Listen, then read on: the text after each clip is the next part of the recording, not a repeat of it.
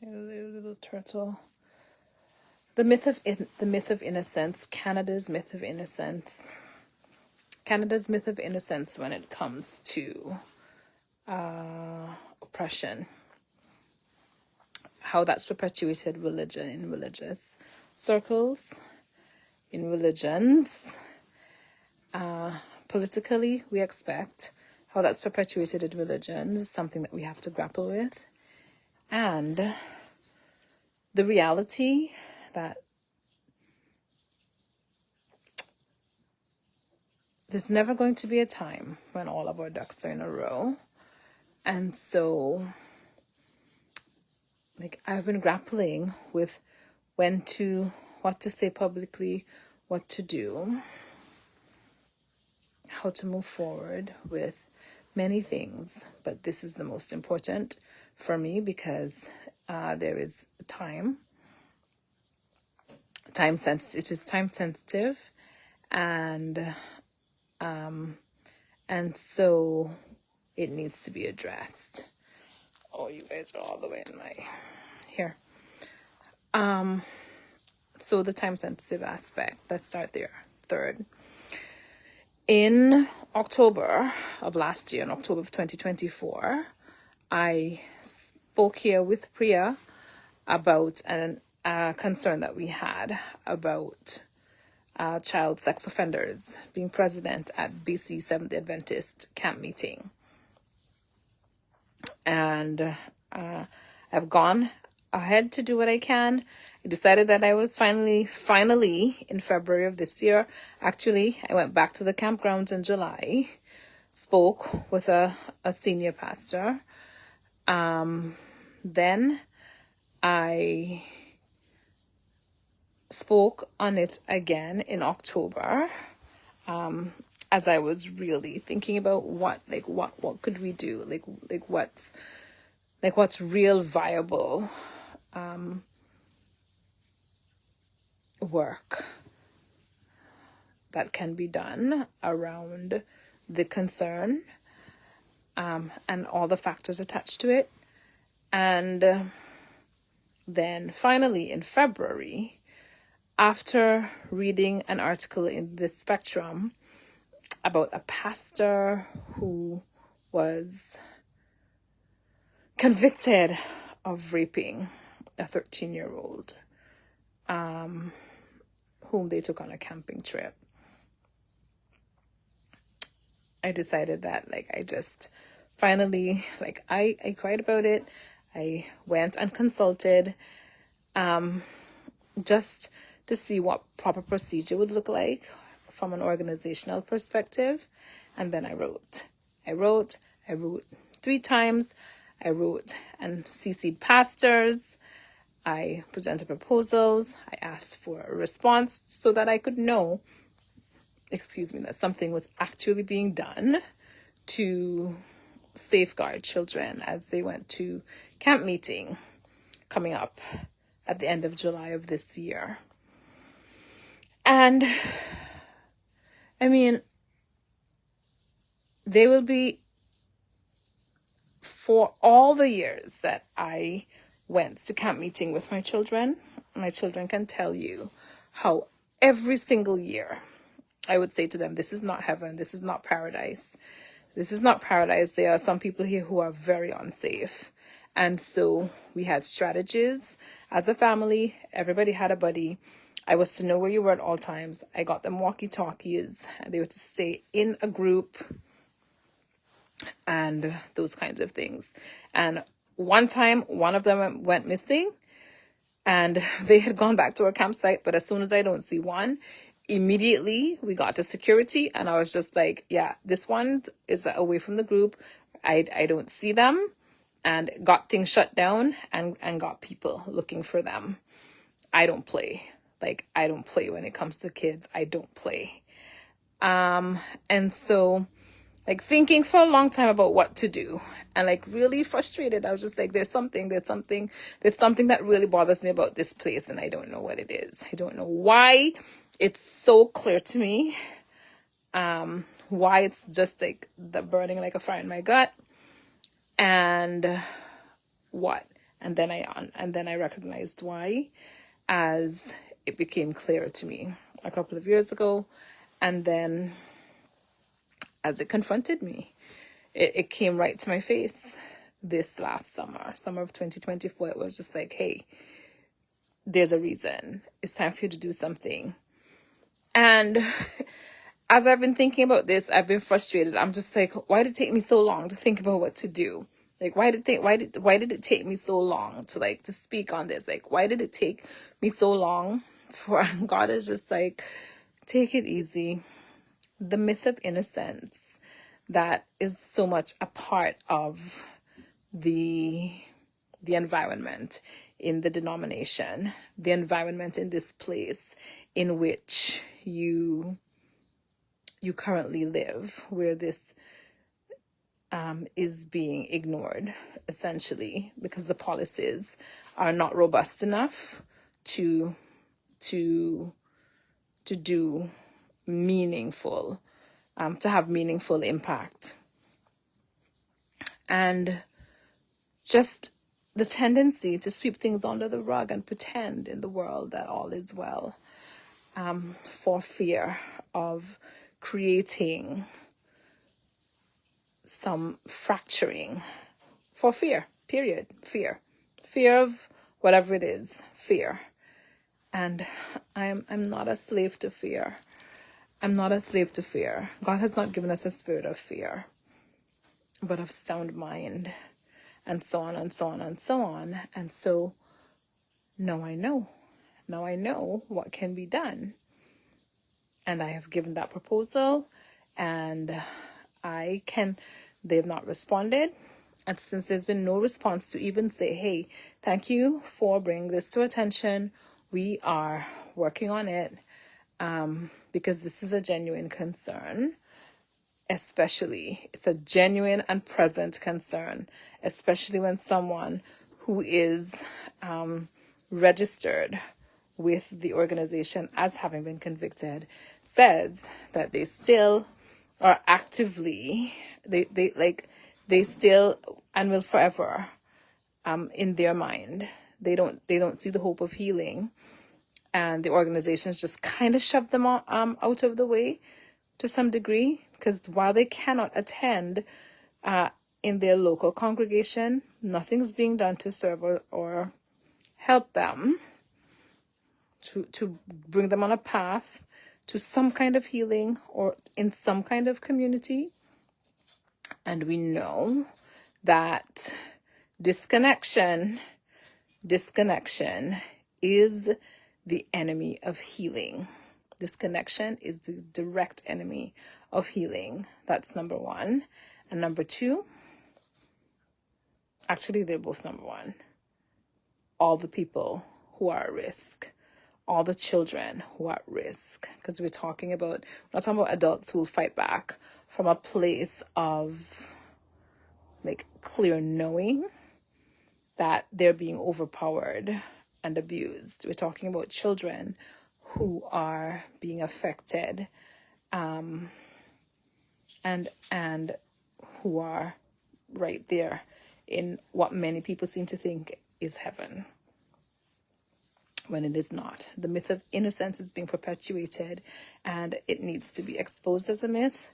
It needs to be busted as a myth, and we need to step into reality. And why so long? Because sometimes things just take as long as they take. And today, it's been bugging me all week. It's just what are you going to do? When are you going to say something? What now? Have you done what you can do? I was just I've done everything that I can do. And it's just you have not spoken publicly again about it. And I'm going to do more. I have already approached other organizations and asked them, what do I do? Other organizations that champion this cause in the community. What do I do to create solid movement on this? And I have approached people in the community who are taking it on, and who said, this is if you're willing to bring it, if this is it seems like at this point this is the way it's gonna have to go, and if you're willing to go forward, I'm this is what we're gonna have to do. And I'm just like, at this point, yes, even if I have to go stand at the gate with a sign that says what needs to be said so people are aware, that's what I will do. Slavery ended because people eventually began to speak up.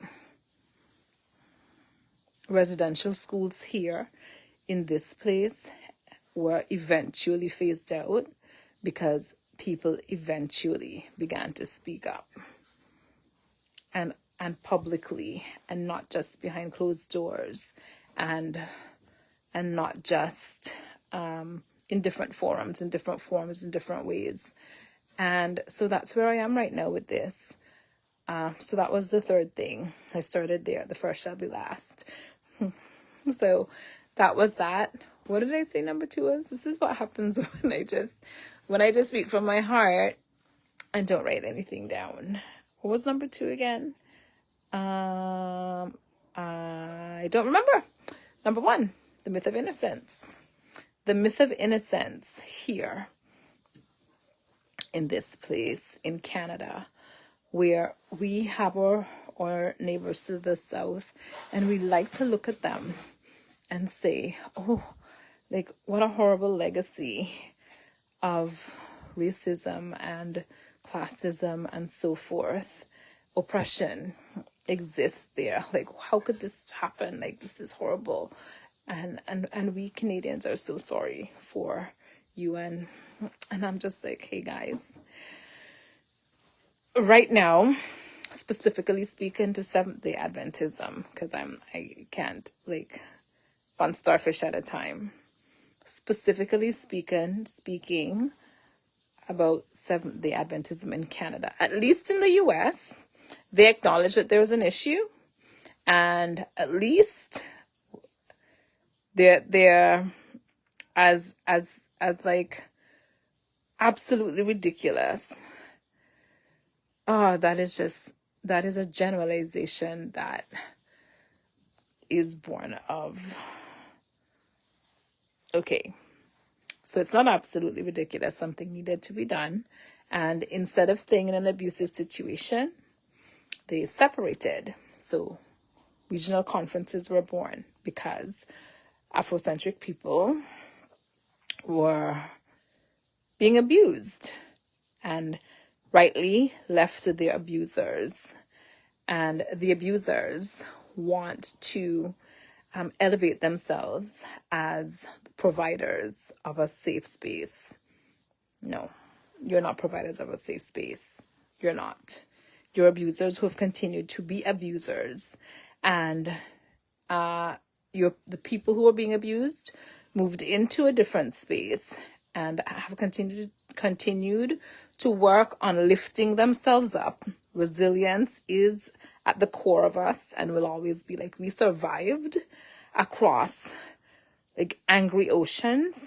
We survived being packed like sardines in filth and being like disgustingly treated. We survived being whipped with like venom. We survived being treated like worse than animals. And we continue to sing. We continue to rise. We continue to economically rebuild and rebuild every time you tore it down. We rebuild, you burn it down, we rebuild again. Like, we kept finding a way, and we will continue to keep finding a way. And it's time for you to own your abuse.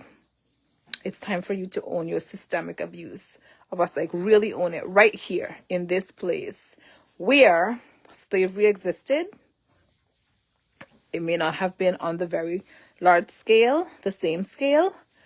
It 100% existed until 1834, when it was fully abolished by edict of Britain, because we're part of the Commonwealth, and slavery was abolished by the Queen in all, not by the Queen, by the government, the British government, but essentially by the Queen. Yes, the Queen's order. What's the Queen at the time? Oh, my history. Never mind that. I'm not gonna get Not going to get hung up on that. That is the reason that slavery was ended here and slowly phased out. Residential schools continued. This was the same thing until 1996 or 94. And we're still seeing just the Indigenous families, Indigenous people, although there have been gains, still being oppressed in many ways. And it's time. It's time for you, Seventh-day Adventist Church in Canada, to own the abuse and listen. Hey, somebody's going to tell me, oh, but this president here is Afro-descendant, and this one is like, that makes not a damn difference. Not a difference to a damn. Why? I'm going to tell you why. For two reasons. First of all, sometimes they're house slaves who are happy, and I'm saying it baldly as I'm saying it right now. Sometimes they're house slaves who are happy to like edge right upon the master's backside for their own good, not for the good of their brothers and sisters, their people who are suffering, but because they thrive themselves. And sometimes there are people who are trying to do their very best, who are hopeful and who stepped into a position hoping to bring change because they have experienced the oppression, and they have like real plans is not the word, but plans are what I'm going to say. Plans is not the word that I was trying to find. They have real plans to make change. And the system around them, because they're not dictators, the system around them does not allow change because too many other people are comfortably benefiting from the system as it currently exists. And so please never point to the color of the leadership, the color of the skin of anybody who's in leadership as evidence that we are advanced in freedom, in true freedom and equity, in really, really being neither bond nor free, neither male nor female, but all one in Christ. Like really, really living right now in the heart of the kingdom of God as it is in heaven. The color of a leader's skin has nothing to do with the reality of the issues that need to be addressed. So there's that. So as far as it applies to predators being at camp meeting, this is something that I'm not letting go. This is something that I'm not letting go. And as far as the myth of innocence and the dispelling of the idea that racism is not something with which we need to grapple, and that anti-racism is something that in which we actively need to engage so that we can build communities that are truly sacred, that are truly equal, that truly thrive. Listen, like, it's okay to survive for a while. We weren't meant to survive forever. Thriving is what we were meant to do. And so it's time for us to learn the lessons that we learned surviving. It's time for us to start acting, using those lessons, acting on the things that we learned. It's time for us to start using those lessons to create a new kind of best. I love you.